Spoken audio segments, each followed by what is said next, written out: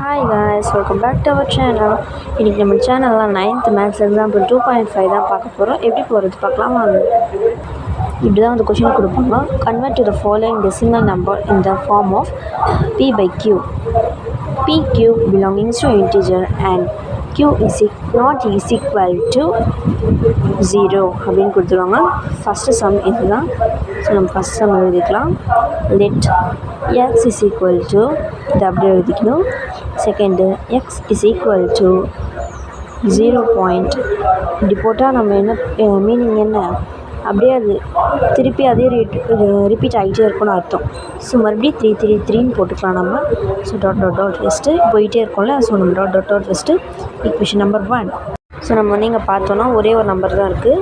So period of decimal is 1 multiply by 10. இங்கே 1 வந்தால் நம்ம 10 போடணும். 10 ஆன் போத் சைட் அப்படின்னு போட்டுடணும். 10x is equal to இதை எடுத்து அப்படியே போட்டுட்டு இன்ட்டு 10 போடணும். ஏன்னா இங்கே 10 கொடுத்துருக்கோம்ல. ஸோ அதே 10 போட்டுக்கணும்.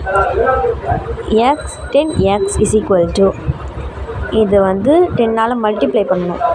மல்டிப்ளை பண்ணிடலாமா?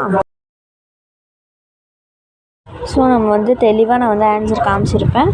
ஸோ இதுதான் ஈக்குவேஷன் நம்பர் 2. இப்போ ஈக்குவேஷன் நம்பர் 2ஆல் ஈக்குவேஷன் நம்பர் 1 மைனஸ் பண்ணணும்.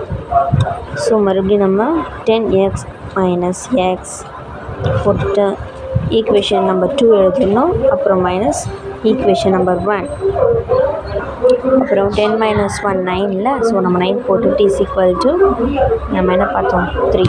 ஸோ அந்த 3ஐ எடுத்து எழுதிடணும். எக்ஸ் இஸ் ஈக்குவல் டு இதை கேன்சல் பண்ணணும். கேன்சல் பண்ணால் இதுதான் வந்து ஆன்சர். இப்படி ஆன்சர் எழுதணும். ஸோ இதுதான் நமக்கு வந்து சொல்யூஷன். தேங்க்யூ.